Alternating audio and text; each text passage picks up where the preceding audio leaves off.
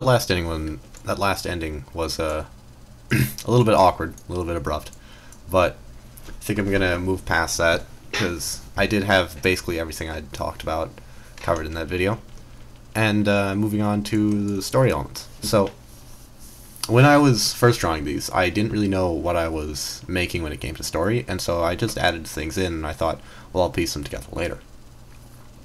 The kind of like narrative and push and the general theme that I had thought of from the very beginning is that our character is always in the lower left quadrant, or he is the most lower left character, and his objective is in front of him. You never see his face except for, I guess, in this portrait, but yeah, his objective is always up in the right top quadrant, and it is dark. His objective is the darkest part of the image. And so there's that's kind of what I was going for, but you know, in every image I kind of broke the rules, or I didn't strictly adhere to them strictly.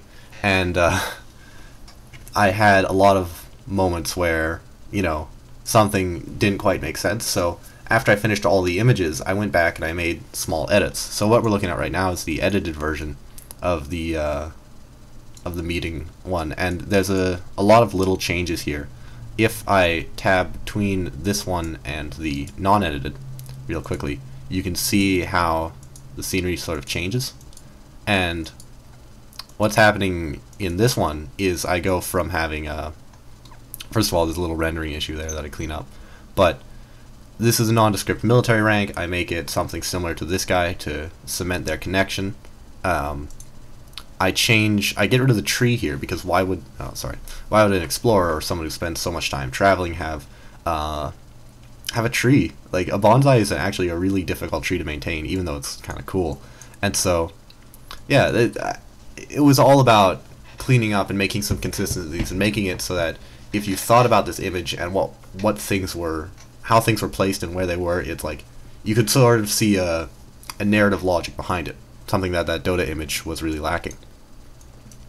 So another couple things I changed about this is that the badge on his arm was facing the wrong direction, so I made it more in line with its shield. Hers I also fixed up, so this is crudely a sword point, and that is crudely a sword hilt. I changed this guy's... A quick disclaimer would be that all of these characters are based off my friends and girlfriend, but none of these characters really reflect their personalities, and I don't think at all it should be conceived that I'm expressing my opinions of these people in the way they're being portrayed in this artwork. It's like, this guy is not going to be a doctor, this guy's not going to be a priest, this guy loves tank tops and muscles, but I think he likes having both his eyes as well. This guy doesn't smoke, and I'm not what my character is here either. So it's important for me to say that.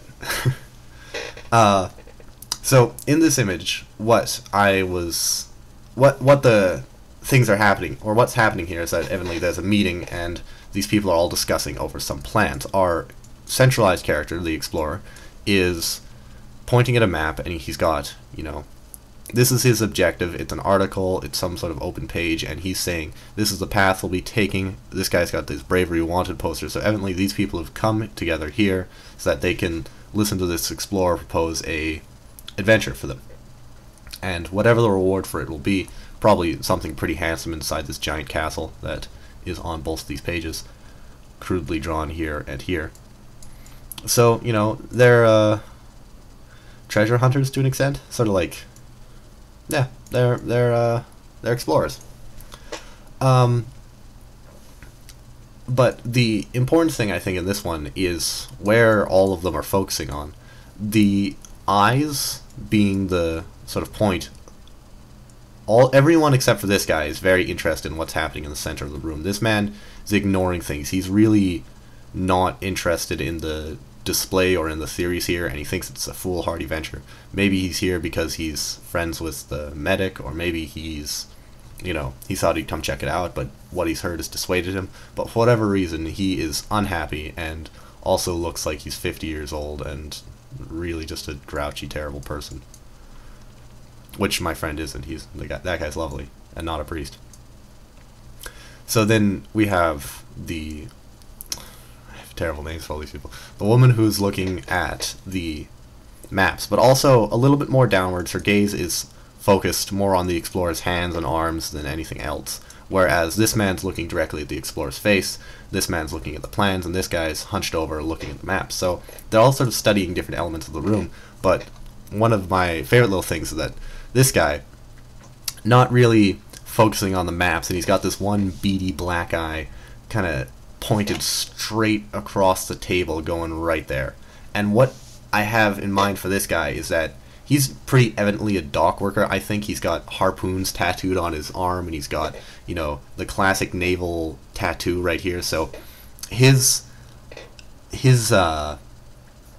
profession is one that involves a lot of seafaring, and as you might know, seafaring does not frequently feature women, so he's really excited about traveling with a woman in this case, and he spends the rest of the series always trying to be as close to her as possible. And of course, as my main character, he's not trying to sell the adventure to these people. He's sold himself, and that's all that matters to him. He's staring at the plans, he's saying this is what it is. An important thing might be to note that on his left hand, we can't see if he has a red wedding ring here. I do have his hands drawn later though, and it is pretty evident that he is not married to this woman, despite them being in the same military rank or military grouping. They're related in profession, but it's strictly professional for him. Oh. Alright, sorry, brief pizza intermission there. It was delicious, I'll have you know. And we're gonna keep talking. So, this is not the finalized version, this is the finalized version. So, this image in the finalized version of the series is a little bit shorter, because one of the narrative elements I built in was each image is smaller than the next, or than the one before it. So this image is slightly smaller than its predecessor now, whereas before it was slightly bigger. But what's happening as for the story is really all right here. Our sailor friend, our lusty sailor friend, is of course trying to creep all over my girlfriend.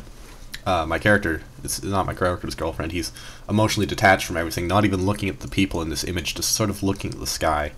He is not someone who is a good leader or a good figurehead for this adventure. We're going over time. So anyway, as we move on, we have our smoking friend still smoking with his lovely saber tied around his waist. We have Whitecoat, who has put on his white coat that was hanging over his chair in the last image and is taking note of supplies. And we have a couple reoccurring themes like the lantern, the backpack, and this crate, all of which are going to be very relevant characters, so to speak, in the next images. This is the shipwreck image. It's the original one, and then this is the one I've edited together for the finalized version. I took out the lighthouse there because the way ahead in these images, like the direction my character is moving towards, is always the darkest part of the image, and so the lighthouse being there kind of threw that theme off. Another important thing to note here is that our sailor friend is of course pulling the lady out of the water. Our explorer, who works with this woman, is completely ignoring her like a heartless bastard, instead just sitting, again shell-shocked, looking at the sky and wondering. The white coat is morally broken. He's extremely upset at having this boat be crashed. Maybe he was attached to this sort of guy, but either way, he's exhausted, he's tired, he's right here, and the poor smoking man neither has a cigarette nor anyone to help him into the boat. But we see the recurring themes. That box I mentioned previously has been salvaged, the bag is right there, they've got a petrol canister, so they'll probably make it to shore, and they've got this lantern, which, again, very consistent. And of course our lovely medic is now bled out in the water. The adventure continues. This is the original image, this is the edit. I made everything a little bit brighter and I gave the sky a little bit more diversity when it came to shading, as well as adding a moon. I put moons into all of the pictures except for the first one because they're a good method of telling the time frame. They've been traveling on this boat for about 3 or 4 days now, probably stopping a few times, but they're having a cup of tea. And this is a failed video because I talked too long. I guess we're doing 4 videos.